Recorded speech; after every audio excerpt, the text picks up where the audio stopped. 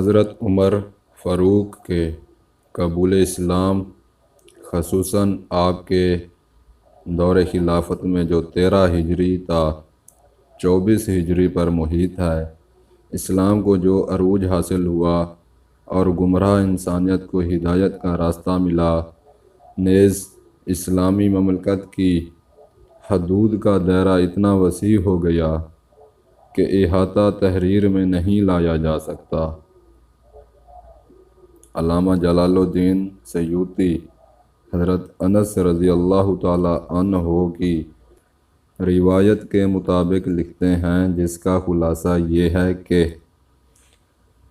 ایک روز حضرت عمر فاروق اپنے گھر سے تلوار حمائل کیے ہوئے نکلے۔ راستے میں قبیلہ بنو زہرہ کا ایک شخص ملا۔ پوچھا، اے عمر، کہاں کا ارادہ ہے؟ کہنے لگے، اسلام کے بانی حضرت محمد کو قتل کرنے جا رہا ہوں۔ انہوں نے کہا کہ ایسا کرنے پر بنی ہاشم اور بنی زہرہ سے تم کیسے بچ سکو گے؟ عمر فاروق نے کہا کہ اس کا مطلب یہ ہے کہ تم بھی اپنے دین کو چھوڑ چکے ہو؟ بنی زہرہ کے اس شخص نے کہا کہ میں تم کو اس سے بھی زیادہ تعجب کی بات بتلاتا ہوں کہ تمہاری بہن فاطمہ اور بہنوئی بھی اسلام قبول کر چکے ہیں۔ عمر پہلے سے زیادہ غضبناک ہو کر سیدھے بہن کے گھر پہنچے اور مار پیٹ شروع کر دی۔ دونوں کو زخمی کر دیا، مگر جب دیکھا کہ وہ تو اسلام کی حقانیت پر ڈٹے ہوئے ہیں تو ٹھنڈے ہو گئے اور وہ کتاب مانگی جو وہ پڑھ رہے تھے۔ بہن نے کہا، تم نجس ہو، پہلے غسل کرو یا وضو پھر اس پاک کلام کو ہاتھ لگاؤ۔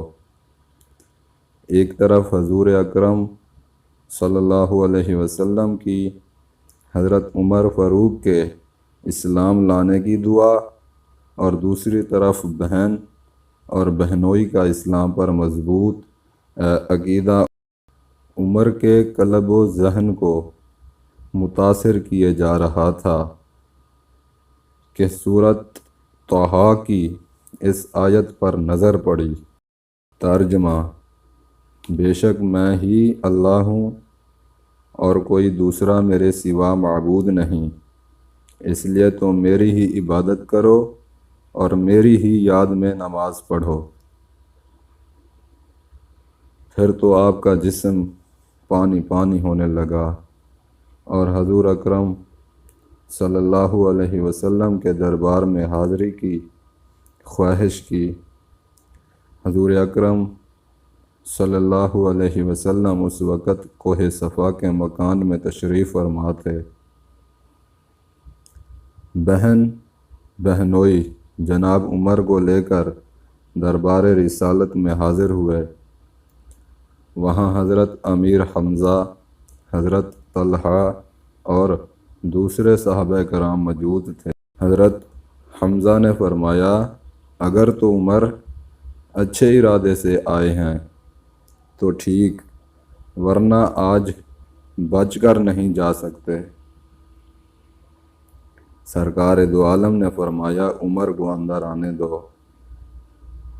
حضور اکرم صلی اللہ علیہ وسلم اٹھے اور عمر کے دامن تلوار اور ایک روایت میں ہے کہ گریبان سے پکڑا اور کھینچا اور فرمایا، عمر، کیا یہ فساد تم اس وقت برپا کرتے رہو گے جب تک تم پر بھی وہ خواری اور ذلت اللہ کی طرف سے مسلط نہ ہو جائے جیسے ولید ابن مغیرہ کے لیے ہوئی؟